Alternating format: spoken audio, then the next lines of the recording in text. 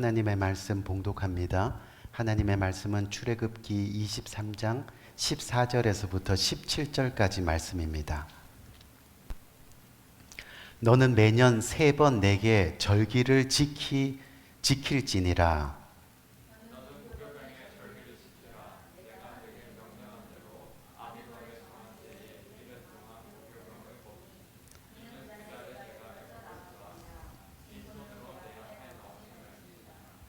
맥추절을 지키라. 이는 내가 수고하여 밭에 뿌린 것의 첫 열매를 거둠이니라.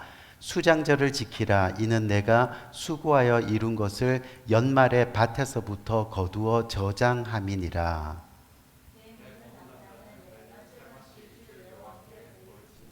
아멘, 아멘.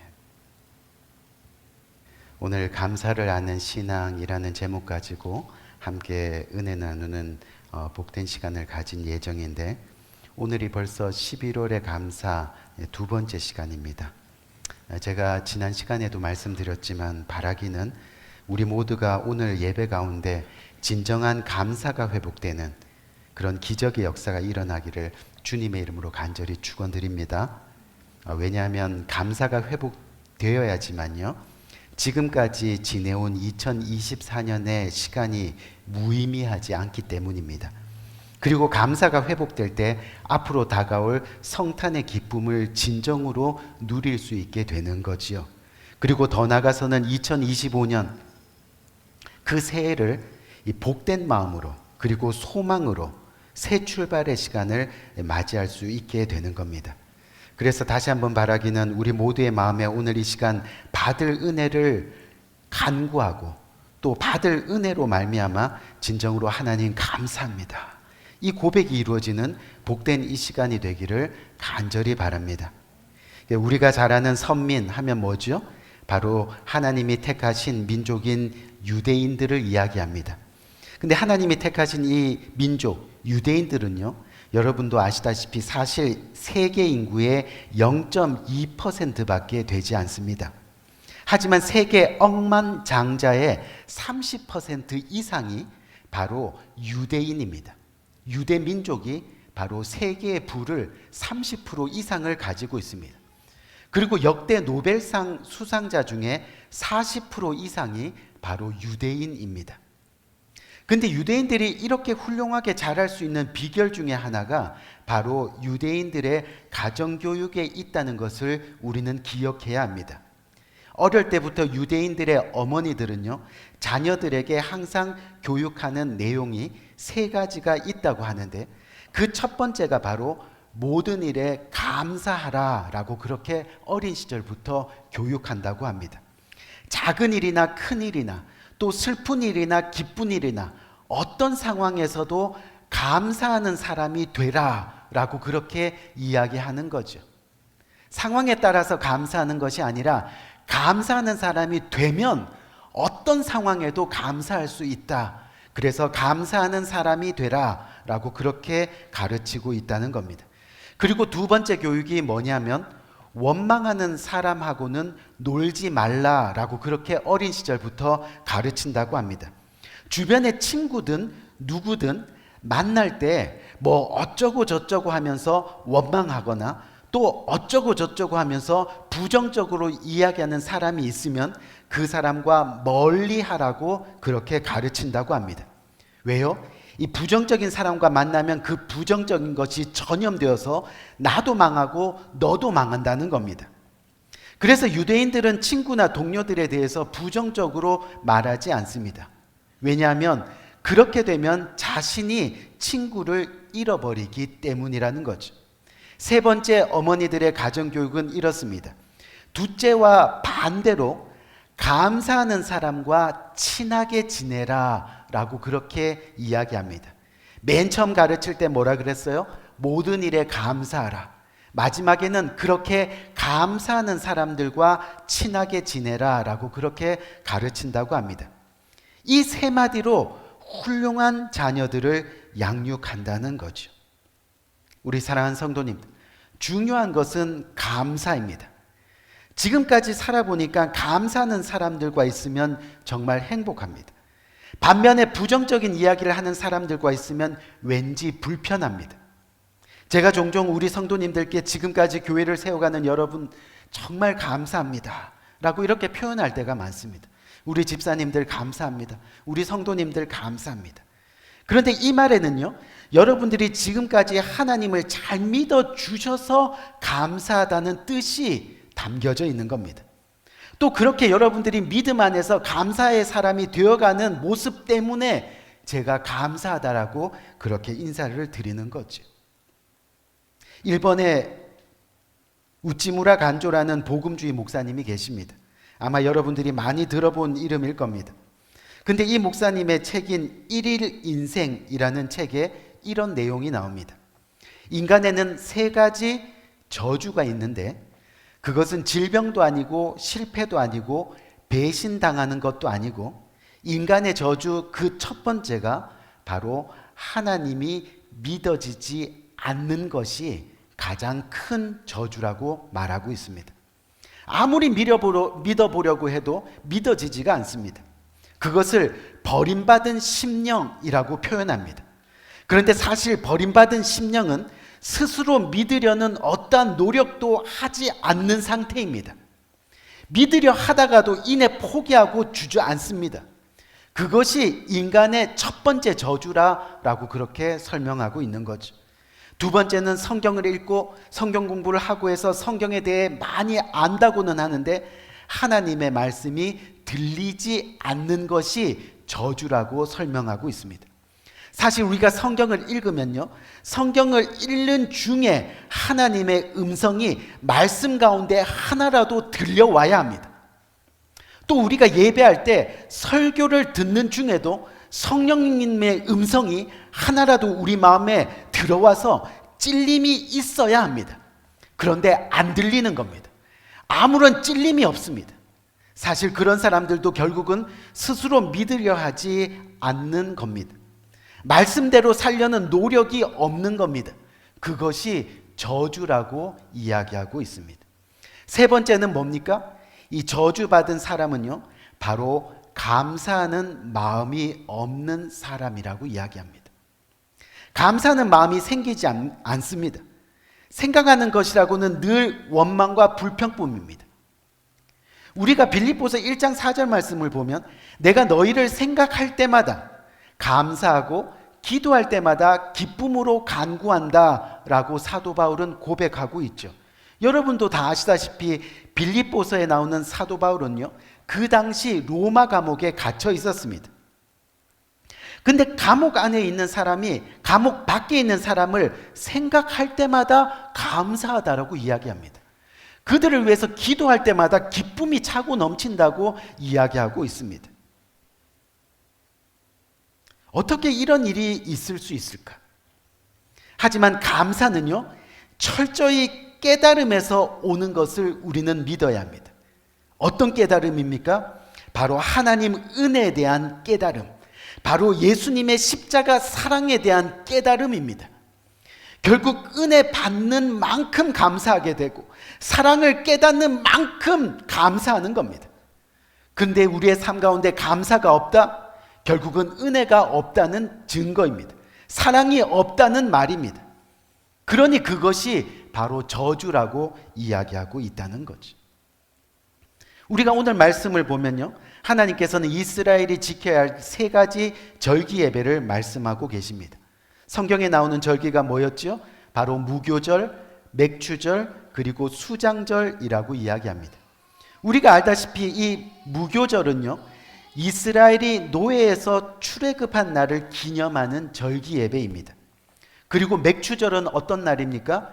바로 광야에서 시내산, 그 시내산에서 하나님의 율법인 십계명을 받은 것에 감사해서 그 해의 첫 열매를 드리는 절기 예배입니다. 마지막으로 수장절은 어떤 절입니까? 광야 40년 동안 인도하신 하나님의 은혜를 기념하는 절기 예배입니다.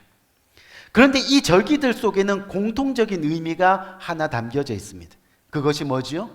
바로 감사입니다. 구원하신 은혜에 대한 감사, 인도하신 은혜에 대한 감사, 말씀 주신 은혜에 대한 감사, 라는 거죠. 즉 모두가 하나님의 은혜이고 모두가 하나님의 감사라 그렇게 고백하는 절기라는 겁니다. 그런데요, 또 여기에 중요한 사실 하나가 있습니다. 오늘날 전 세계 교회가 지키는 추수감사절이 바로 맥추감사절입니다. 방금 말씀드린 대로 맥추절은요, 그 해의 첫 열매를 드리는 절기입니다. 이 맥추절은 광야에서 출애굽한 것을 감사하는 무교절 예배 다음 날로부터 50일째 되는 날인데, 그때 이스라엘 민족이 출애굽해서 50일 되는 날 어떤 일이 일어났습니까? 바로 시내산에서 하나님으로부터 십계명을 받게 되는 겁니다. 이게 무슨 말이냐면 이 맥추절은요, 바로 하나님이 이스라엘 백성들에게 선민으로 살아가는 방법을 가르쳐 주신 날이라는 겁니다. 말씀을 직접 십계명으로 주신 날이라는 겁니다. 그리고 가나안 땅에 들어가 보니까 무교절 예배를 다 드리고 나서 50일째 되는 날 우연히 첫 추수하는 날이 되더라는 거죠. 그것이 바로 맥추절입니다. 또 신약 시대에 와서 광야에서 출애굽한 것을 기념하는 무교절 예배를 드리고 50일이 지난 이후에 맥추절 감사 예배를 드리는데요, 그때 성령이 강림하는 역사가 일어나게 됐습니다. 그래서 신약에 와서는 이 맥추절을 오순절이라고도 합니다. 그리고 이 오순절 성령 감림 사건이 바로 초대교회가 탄생하는 출발이 되었습니다. 다시 말해서 맥추 감사절은 바로 교회가 처음 탄생한 날이라는 겁니다. 무슨 뜻입니까? 교회는 바로 감사로부터 출발했다는 겁니다. 그래서 교회는 감사가 있어야 한다는 겁니다. 감사거리를 계속 만들어야 한다는 겁니다. 서로 감사하는 훈련을 해야 합니다.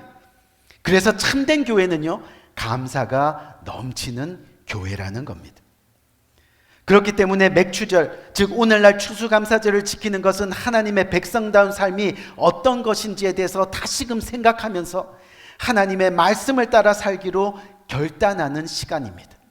내가 십계명을 받았을 때 그 십계명대로 살리라 결단했던 믿음의 선조 이스라엘 백성들을 생각하면서 내가 하나님의 말씀에 따라 살기로 결단하는 시간이라는 거죠.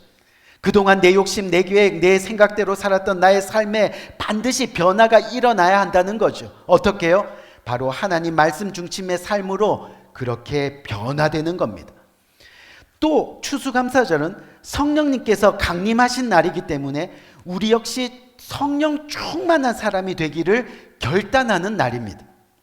그렇게 성령 충만함으로 교회를 더 사랑하고 교회의 사명을 더 생각하고, 그래서 교회를 감사가 넘치게 세워가기 위해서 자신이 먼저 감사의 제물, 감사의 예물이 되어야 한다는 그런 이야기죠. 그래서 오늘 본문 15절 말씀을 보니까 내가 너에게 명령한 대로, 뭐라 그래요? 내가 너에게 명령한 대로 하나님 앞에 나올 때, 하나님을 예배할 때 빈손으로 나오지 말지니라 라고 그렇게 말씀하고 있는 겁니다. 교회를 감사가 넘치게 하기 위해서는 내가 먼저 감사함으로 하나님 앞에 산 제물이 되어야 된다는 겁니다. 내가 먼저 하나님 앞에 감사함으로 나가야 한다는 겁니다. 우리 사랑하는 성도님들, 추수감사절은 지난 한 해를 살아오면서 하나님의 은혜를 진심으로 깨달아서 하나님이 주신 것 중에 그 일부를 떼어 최고의 추수 예물을 드리는 날입니다. 하나님이 나의 구원자시다, 하나님이 나의 주인이시다, 그렇게 감사함으로 예배하는 날이 바로 추수감사절이라는 겁니다. 그런데 우리가 정말 하나님 앞에 감사를 드릴 때 우리의 모습은 어떻습니까?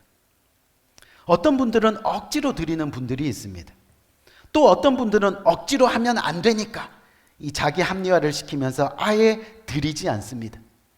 예배 때마다 맨날 빈손으로 나옵니다. 그렇게 하나님 말씀을 못 들은 척합니다. 그렇게 하나님 말씀을 모르는 척합니다. 또 어떤 분들은 기쁨으로 드린다고는 하는데 힘껏 안 하는 분들도 있습니다. 하지만 반면에 힘껏 하면서 또 기쁨으로 드리는 분들이 있습니다. 여러분, 이게 무슨 뜻이냐면요, 우리가 무엇을 드릴 때 하나님만 보시는 것이 아니라는 겁니다. 마귀도 본다는 겁니다. 정말 마귀가 우리를 비웃고 조롱하지 않도록 해야 한다는 그런 이야기입니다. 하나님을 믿는다고 하면서 그래 너도 결국 내 편이구나 하면서 정말 마귀가 우리를 조롱하지 않도록 해야 한다는 겁니다. 왜요? 마귀는 절대로 하나님께 감사하지 않습니다. 감사하지 않는 사람은 절대로 하나님의 편이 될 수 없다는 겁니다. 유치원에 다니는 여자아이가 있었습니다. 근데 이 여자아이는요, 유치원에 갔다 와서 밤에 잠이 들기 전에 언제나 예쁘게 두 손을 모으고 또 무릎을 꿇고 경건한 모습으로 하나님께 기도를 드립니다. 유치원 여학생이 이렇게 고사리 손을 모으고 하나님께 기도하는 모습을 여러분 상상해 보세요. 얼마나 아름답겠습니까? 근데 그 기도 내용을 보니까 하나님, 오늘 밤에도 우리 가족 모두를 지켜주셔서 잠 잘 자게 해주세요. 우리 아빠는 사업도 잘 되게 해주시고 또 우리 가족들 건강하게 지켜주세요. 아멘. 그리고 나서는 바로 잠자리에 들지 않고 꼭 그날 유치원에서 배운 춤과 노래를 멋지게 한번 하고는 그렇게 잠이 든다는 겁니다. 그래서 하루는 엄마가 아이의 행동이 참 재밌어 갖고, 얘야 너는 기도가 다 끝났으면 빨리 잠자리에 들어야지 왜 자기 전에 꼭 그렇게 춤을 추면서 노래를 부르니? 그랬더니 이 유치원 아이가, 엄마 기도하는 동안에는 하나님께 이거 해달라 저거 해달라 맨날 내 부탁만 드려서 하나님께 죄송한 마음이에요. 그래서 유치원에서 배운 노래와 춤으로 하나님을 잠시라도 기쁘게 해드리고 싶어서요. 그러더라는 거죠. 여러분 얼마나 예쁩니까? 어른들보다 훨씬 낫지 않습니까? 우리는 그동안 하나님께 이것도 해주시고 저것도 해주시고 라며 무척이나 졸라대면서 많은 요구를 했습니다. 그러면서도 하나님께 대한 감사를 깨달은 적이 별로 없습니다. 도리어 안 해주면 시험 들었다고 삐치기만 했죠. 하나님 사랑에 대해서 무관심했고 그러다 보니 감사할 줄 모르는 삶을 살았던 것이 사실입니다. 우리 귀한 성도님들 기억하시기 바랍니다. 하나님의 은혜를 깨닫는 순간 그 변화의 모습이 바로 감사라는 것을. 감사 앞에 내가 겸손하게 된다는 겁니다. 진정한 감사가 표현되는 역사가 일어난다는 겁니다. 감사하면 감사할수록 더 행복해지는 겁니다. 왜요? 하나님이 나의 구원자 되신다는 사실이 믿어지니까요. 그것이 은혜라는 것을 깨닫게 되니까요. 감사하면 감사할수록 그 사실이 더 명확해지기 때문입니다. 그래서 우리 성도님들, 이제는 하나님이 자신의 바람대로 뭘 해주시면 감사하고 안 해주시면 안 하고 하는 그런 유치한 감사는 하지 마시기 바랍니다. 세월이 지나면 지날수록 단지 하나님의 은혜만으로 감사할 수 있는 그런 성숙된 감사를 드릴 수 있는 우리 모두가 되어야 하겠습니다. 그래서 바라기는 이 추수감사의 계절에 하나님의 십자가 사랑에 대해서 우리 모두가 더 깊이 깨달아서 정말 진정한 감사의 제사를 매 순간 드릴 수 있는 저와 여러분 모두가 되시기를 진심으로 주님의 이름으로 간절히 축원드립니다. 우리 한번 기도할까요?